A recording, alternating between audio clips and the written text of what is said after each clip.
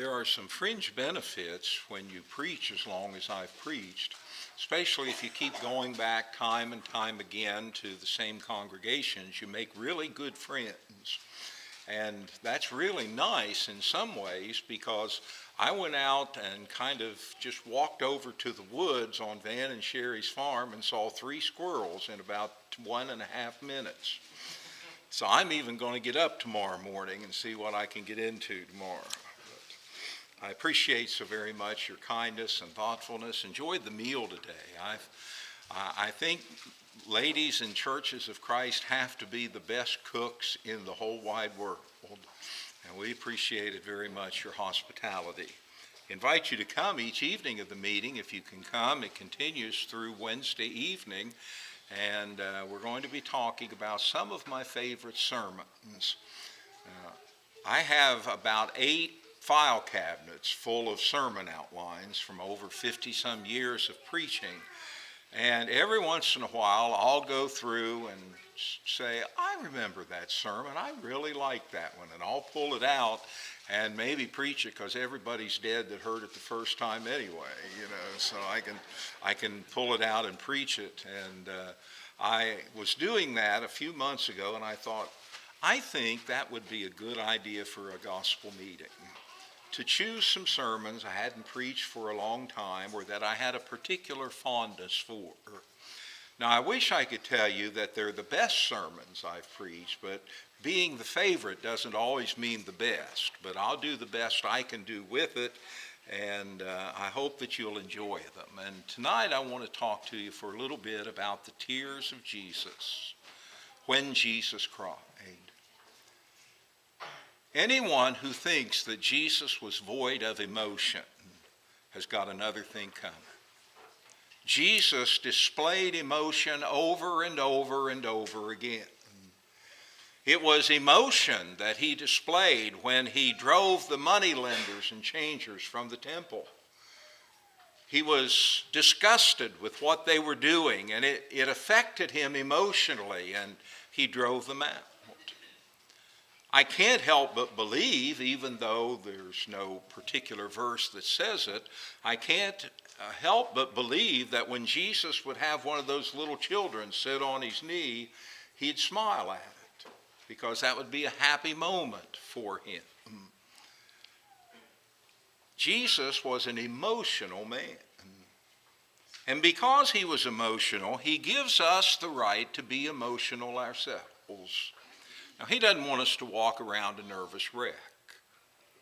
But he, at the same time, doesn't want us to block out our emotions, try to hide them, or whatever. Through the years, I've done nearly 400 funerals. Probably 3/4 of those have always dealt with, why am I here? Why am I here at a funeral home this day? And the answer to that's threefold. But the first thing that draws us to a funeral is our emotion. The love we had for that person draws us to that place at that time and allows us the privilege to let those emotions be felt, to let those emotions be heard. No one has to apologize for that. No one has to feel embarrassed for that. But I know what goes through some people's minds, because it was drilled into my mind when I was just a little boy growing up in Wetzel County. Big boys don't cry. Remember hearing that? Heard it over and over and over again. Fall and skin your knee. Big boys don't cry. He made fun of me, Sammy. Big boys don't cry. I think I lost an arm, Sammy. Big boys don't cry. Yeah, they do. But they're guilty, or feel guilty when they do, because it goes against all that my age was said we should never do. Now, if you want to get confused, my age said that big boys never cry. Frankie Valli in the Four Seasons said big girls don't cry. Who's that leave? An emotionless world? A world where no one either cares enough to express emotion or is too ashamed of emotion to let it out. Jesus could let it out. He could release the emotion within it. There's no place that I know of in the entire New Testament that ever says that Jesus laughed. Not a single place. But do you think he went through life without a laugh? I don't. I can't prove that, and I don't need to prove that. I'm just stating my opinion. A man who could cry can laugh. A man who can get angry can be touched by the infirmities of others. Jesus knew how to cry because he had emotions. In Isaiah 53 and verse 3, in what is sometimes referred to as the Gospel of Isaiah, the 53rd and 54th chapters of Isaiah are remarkably similar to what the Gospels record about the death of Jesus on the cross. And in Isaiah 53 and verse 3, he writes concerning Jesus, he is despised and rejected by man, a man of sorrows and acquainted with grief. Jesus knew pain. He knew physical pain and he knew emotional pain. Jesus could cry. He didn't feel he had to be embarrassed when he did. He didn't feel he had to be ashamed of himself. He didn't go ask anyone's permission. If he was moved to tears, he cried. Does that make him some kind of a sissy? I don't think so. I think he was the strongest person inside and out that probably ever lived on the face of this earth. A rock for millions of people ever since his coming and return to heaven. Jesus was no sissy, but he was human. And humans have feelings. Feelings that grow out of emotions, whether they be happy and good ones or sad and hurtful ones. And Ecclesiastes chapter 3 and verse 4 tells us that there is a time to weep. There is a time to laugh. Each of those have God's divine permission come with them. They were written to remind us that sometimes the most appropriate thing we can do, and I would add sometimes the healthiest thing we can do for ourselves, is to shed tears. Jesus could shed a tear. He could cry. In Acts the 20th chapter, Paul has met with the elders of the church at Ephesus. He's talked with them about his work with them in the past. He then breaks the news to them that he doesn't think he'll ever get to come back to Ephesus, that he'll probably never see them again. And as they gathered together to say goodbye to Paul, Luke says in verse 17 of Acts chapter 20 that the elders of the church at Ephesus wept freely. The thought of never seeing Paul again was more than their mind could handle. It was more than they could grasp. Jesus could cry. His people are allowed to cry. His people are encouraged to cry. And according to my study, there are 3 particular occasions in the New Testament where we are told that Jesus cried. Were there more? I'm certain. But these are the 3 that are mentioned. Number 1, John 11:35. Anyone who's ever played Bible trivia has come across John 11:35 at some point. Not that it's trivial, but it's different from any other scripture in the sense that it is the shortest verse in the Bible. At least in the English Bible. I think there's a verse or 2 in the Greek translation that are a little shorter than it. But at any rate, there is, and it's important to take note of it, there is a story in John chapter 11 about Jesus weeping. I often tell this, since we got some kids in the audience, I'm going to tell you this, but I don't want you to do it, okay? I'm just going to tell you. That'd be like herding cats, wouldn't it? Tell them something and then, but just listen, because, you know, this is very important. I got through geometry by singing a hymn. Our teacher was a very religious man. When it came to science and math, I was an idiot. Whatever part of your brain gets wrinkles for everything that you learn, when it comes to the side where all of the science and the math is, mine's as smooth as a cue ball. I don't have a lot of technical or technological ability. But I figured out how to pass geometry, even though I never learned a single theorem or anything about it. You ready, kids? Here's how you do it. You find a real religious teacher, and every time they come close enough to your desk to hear you, you sing, "Standing on the promises of Christ my King." Nancy Stewart and I literally passed geometry because we could sing, well, we couldn't sing it very well, but we sang "Standing on the Promises." And my teacher would get so touched by that, he'd walk away with tears in his eyes. Wasn't I a rotten kid? If you decide to send me home tonight after church, I'll fully understand it, okay? But I'm not going to leave till Thursday, Van, because I want to see if I can get some squirrels, all right?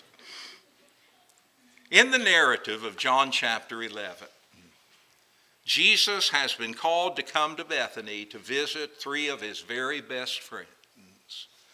Two women, sisters, Mary and Martha, and a brother, Lazarus. It's an emergency thing because their brother Lazarus is sick unto death. His sisters know that if something doesn't change pretty quickly, their brother's not going to make it. So they send someone on the hunt of Jesus. He's out preaching and teaching. He's kind of left Jerusalem for a while because of the uproar some of his teaching has caused. And when the person finds him and tells him about it, Jesus delays going back. Finally, by the time he gets there, Lazarus is already dead and buried.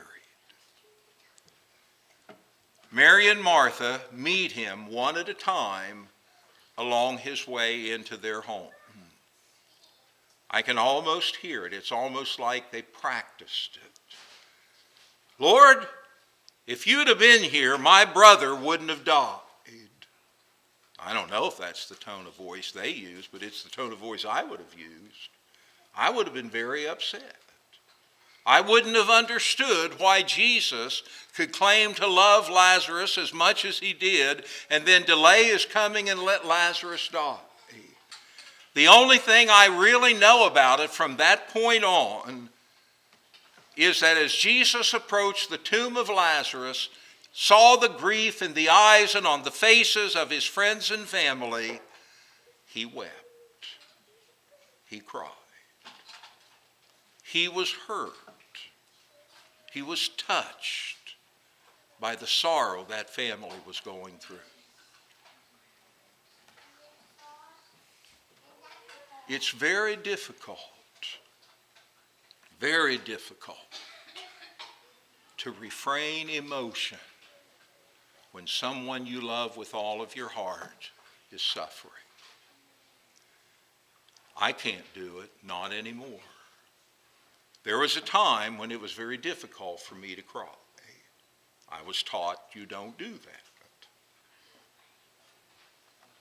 But when Tom Miller's first wife, Judy, died of cancer, and I was asked to perform the service, and they were our best friends, I fought through the tears, and I made myself not let my emotions go to get through the service. And when I got home, I broke down and cried like a baby. Ever since that day, I've been able to weep. I hope it's at appropriate times. I hope it's in appropriate ways. But I've learned how to cry. And it occurred to me as I was wrestling with the embarrassment of crying that if Jesus could cry, why couldn't I?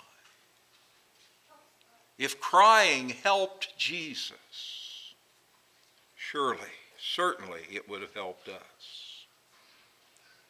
He cried tears of care that day.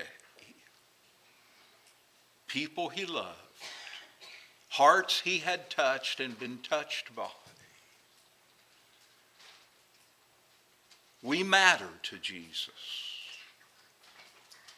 and he cares for us.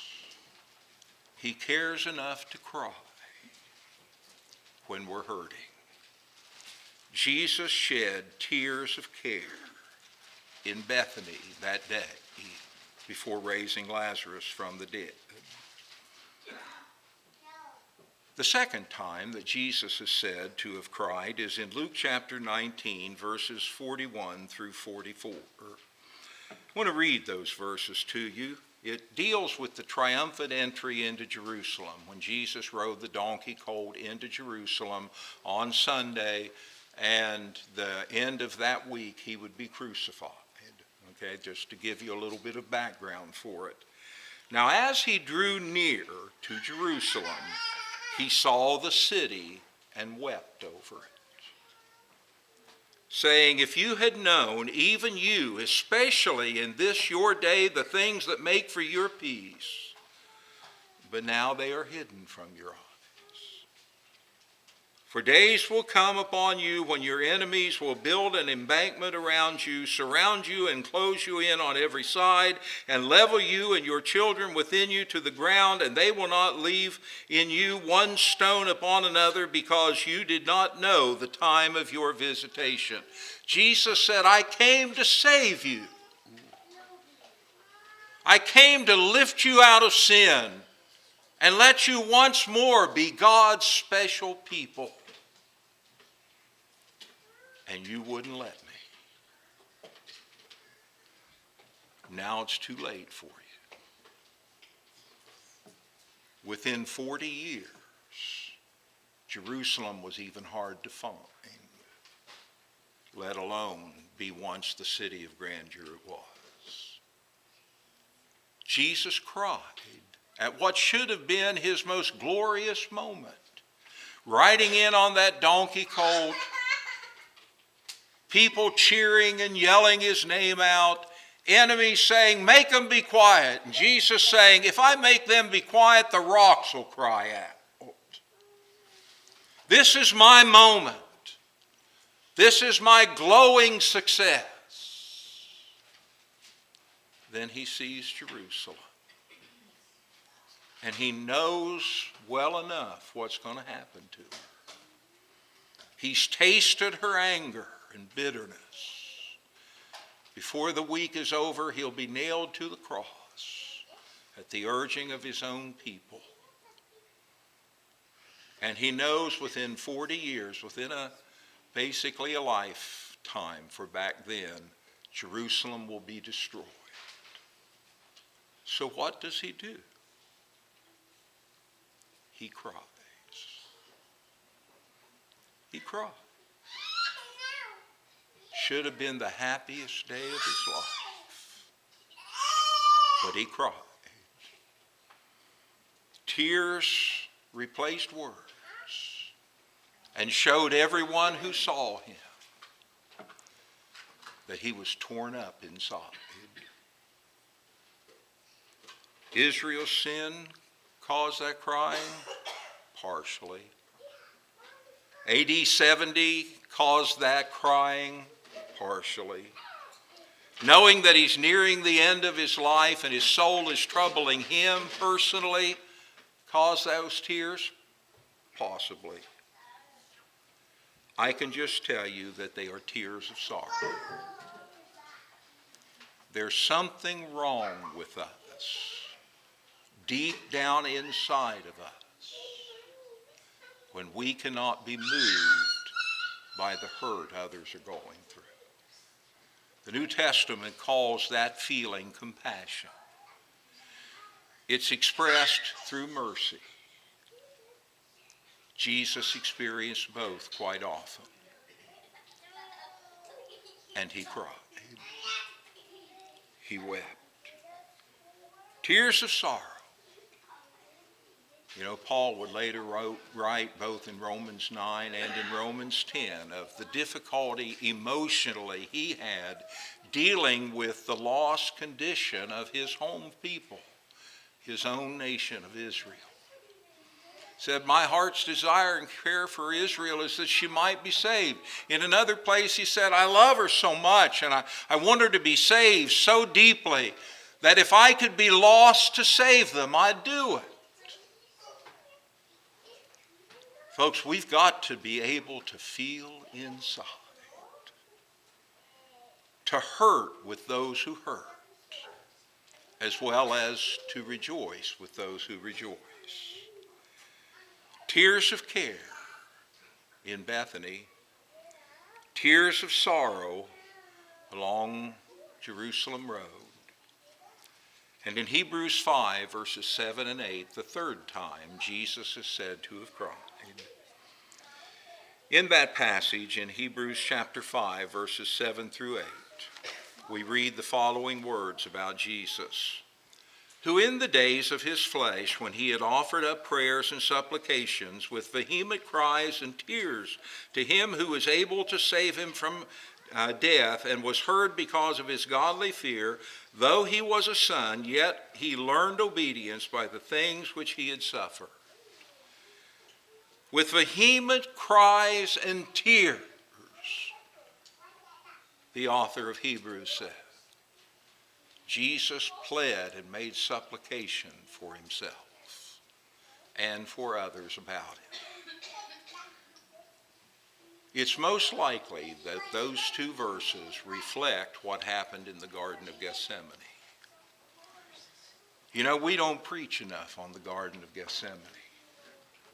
It is my conviction, after years of studying it through, one way or the other, upside down and downside up, it's become my conclusion that although without Jesus shedding his blood and dying on the cross for our sins, we'd all be lost. Salvation wasn't ultimately won from the cross. It was won in Gethsemane.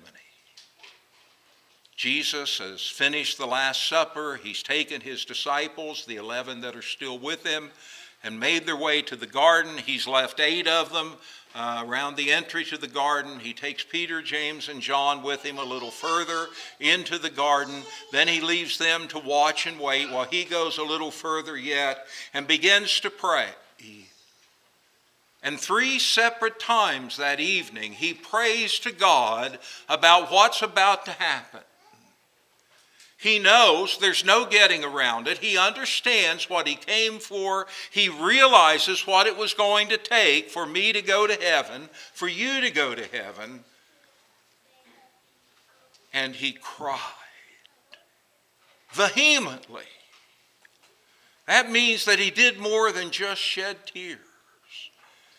He cried and screamed as he wept, as he cried in the garden. And why do I say the garden is where our salvation was won? Because if he would have failed that test, there would not have been a Calvary. He said, Father, take this cup away from me. I don't want to drink of it. Nevertheless, what you will, not what I will. 3 times. One time with sweat mixed with blood. Jesus cries in that little garden that had been his refuge many times over the last few years as he traveled back and forth. And in that garden, he faced the reality of what was waiting for him. And the human in him, because he was as human as his mother Mary, just as surely as he was divine as his Father in heaven. Every ounce of fiber and emotion within him was poured into the agony of having to say, Father, if it's possible, let this cup pass from me. Nevertheless, I'll do what you say. With wails and tears of suffering, Jesus submitted to God's will, to our needs, and gave his life a ransom for many. Folks, it's okay to cry. There are times when it's the best thing you can do. And if anyone ever gives you grief over doing it, remind them that Jesus did, and you're just following his example. If you're here tonight and you have yet to become a Christian, don't let Jesus have shed those tears in vain. Come forward. I'll be at the front here to receive you. He'll accept your confession of faith. We can baptize you into Christ for the remission of sins, and you can dry every tear Jesus ever cried over you. As you come up out of the waters of baptism, a child of God and an heir of all that he has to give. If you've lived unfaithfully, have failed in your commitment to God, come home. Let the tears of Jesus touch you deep in your heart and say, how can I treat him this way? And come back. We'll pray with you and for you that the Lord will forgive you. And the tears will dry from our Savior's eyes. And a smile will cover the faces of those in heaven as those who are lost come home. If you need to come, we hope you'll come while we stand and sing the number chosen.